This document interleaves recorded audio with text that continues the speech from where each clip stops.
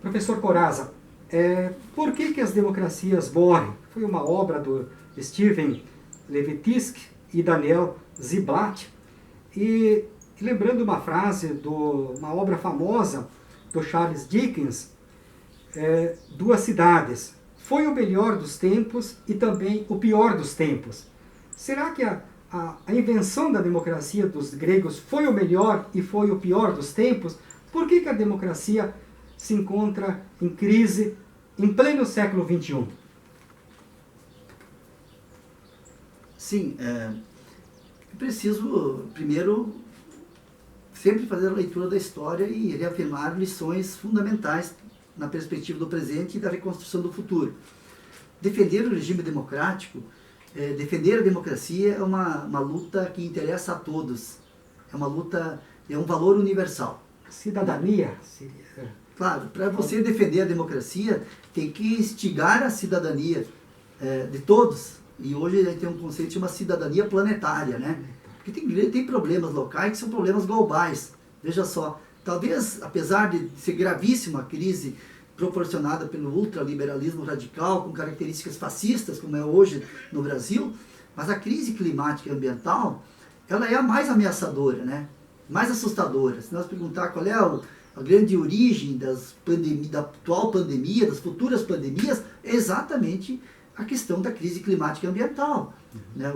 Nós estamos assim, no nosso país, o ministro que devia ser do meio ambiente é contra o meio ambiente, o ministro da educação é o maior inimigo da educação pública. É triste isso, lamentável, é patético inclusive, né? Mas o que acontece? O sistema ultraliberal, com características fascistas, ele para derrubar a democracia, para matar a democracia, ela mata aos poucos. Né? Aos poucos. E as pessoas não percebem isso. Por isso que é preciso ficar muito vigilante.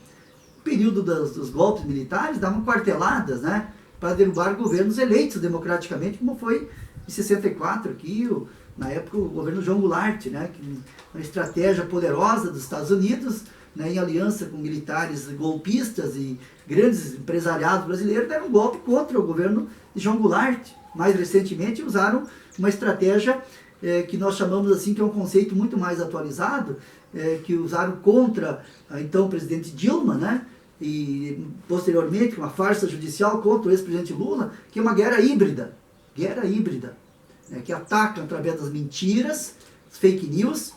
A mentira virou um método da estratégia de combate para poder incidir, manipular consciências, fazem, além dos meios de comunicação, lacaios do capital, então trabalham diretamente para desconstruir e atacar a honra, a moralidade de lideranças populares, de governos populares, pois montam farsas judiciais e, se não bastasse isso, montam maiorias parlamentares lacaias do capital, que estão a serviço do dinheiro e dos interesses dos grandes grupos econômicos.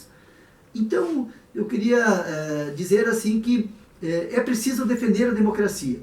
A democracia é um valor universal. Precisamos hoje, por exemplo, nesse período exatamente agora, dia 7 de setembro de 2021, se anuncia aí pelos bolsonaristas, seus aliados, movimentos pela liberdade de expressão, etc., falácias, mentiras. Na verdade, eles estão instigando e fazendo apologia à violência contra as instituições democráticas.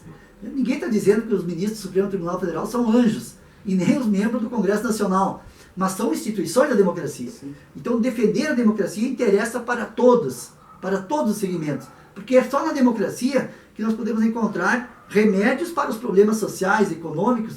Na ditadura, no autoritarismo, como a história nos demonstrou, nós somos calados, literalmente. Não temos liberdade de expressão, não temos liberdade de organização, e somos perseguidos, torturados e assassinados. Então, que a gente tire a juventude de hoje, as lideranças de hoje precisam tirar essa lição fundamental, vital, defender a democracia sempre como um valor universal e ressignificar a democracia. Isso é a lição dos gregos, né? Lá era o melhor e o pior porque tinha o regime de escravidão na Grécia Antiga. Sim. Mas os cidadãos, que eram os poucos homens proprietários, fizeram a democracia direta, as assembleias públicas para definir os problemas da polis grega, da cidade da Grécia Antiga. Então nós temos que combinar hoje, reinventar a democracia, defender a democracia, tem que combinar a democracia direta e participativa com a democracia representativa. Os dois mecanismos são extremamente importantes e precisa estar numa síntese para que a gente possa, então, avançar aí na defesa dos direitos humanos, na defesa das minorias que são perseguidas, excluídas pelo preconceito, pela homofobia, né, tão triste assim que está acontecendo nesse nosso país. Mas, vou repetir, concluindo assim, sejamos otimistas na vontade, é um momento vital de retomar as ruas progressivamente para mudar o rumo da história, e ser pessimista na razão, quer dizer, é preciso nós aprofundar aí formatar esse novo projeto de sociedade global e nacional, marcado pela inclusão, pela fraternidade, pela cooperação, que é a grande possibilidade de futuro melhor para todos.